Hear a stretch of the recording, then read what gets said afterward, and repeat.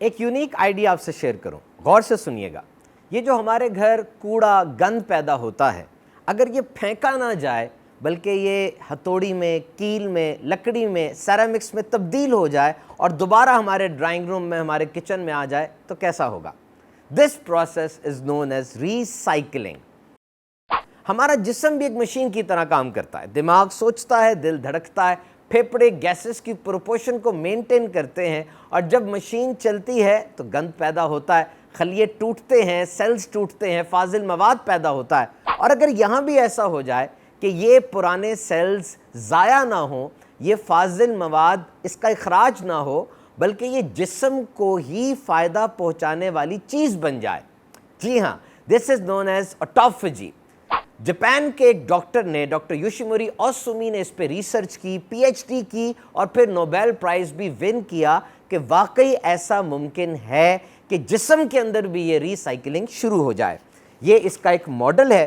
یہ لائسوسوم وہ جگہ ہے جہاں پہ ریسائکلنگ ہوتی ہے۔ یہ بیڈ ایلیمنٹس ہیں، ڈیفیکٹیو اینڈ ڈیمیجڈ سیلز، وہ خلیے جو تباہ ہو گئے، اور پھر پیتھوجنز یعنی کچھ جراثیم، اور پھر مس فولڈڈ پروٹینز، یہ وہ گندی چیزیں ہیں، فاضل مواد ہے جو جسم میں پیدا ہو گیا، ریسائکلر میں گیا، اور پھر یہ اچھی چیزوں میں تبدیل ہوا، امائنو ایسڈز میں اور فیٹی ایسڈز کے اندر، اور دوبارہ جسم کو فائدہ پہنچانے والا بن گیا۔ اور ڈاکٹر یوشیموری کے مطابق یہ نیورو پروٹیکٹیو ہے، یعنی دماغ کی حفاظت کرتا ہے، کارڈیو پروٹیکٹیو ہے، دل کی حفاظت کرتا ہے، امیون اینٹی ایجنگ ہے، یعنی عمر کے ساتھ جو جسم میں تبدیلیاں آتی ہیں ان کو بھی سست رفتار کر دیتا ہے۔ ثابت ہوا یہ طریقہ ریسائکلنگ کا جسم کے اندر ہو سکتا ہے۔ سوال یہ ہے کہ یہ کیسے ہوگا، کیا کیا جائے کہ یہ طریقہ جسم میں ہونا شروع ہو جائے؟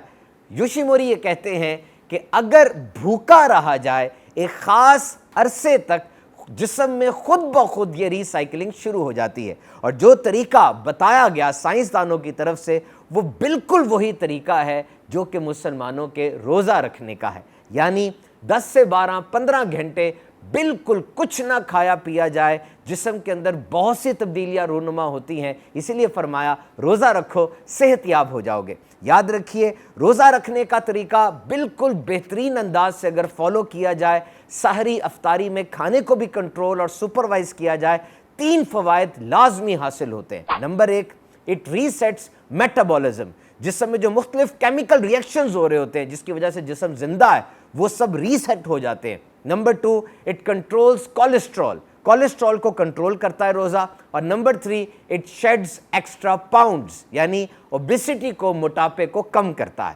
تو تہے نہ چڑھاتے جائیں افطاری پہ، رات کے کھانے پہ، پھر سحری پہ، بلکہ کنٹرول لمٹس میں کھائیں، انشاءاللہ عز و جل رمضان میں برکتیں ہی برکتیں ہیں۔ صلو علی الحبیب صلی اللہ تعالی علی محمد۔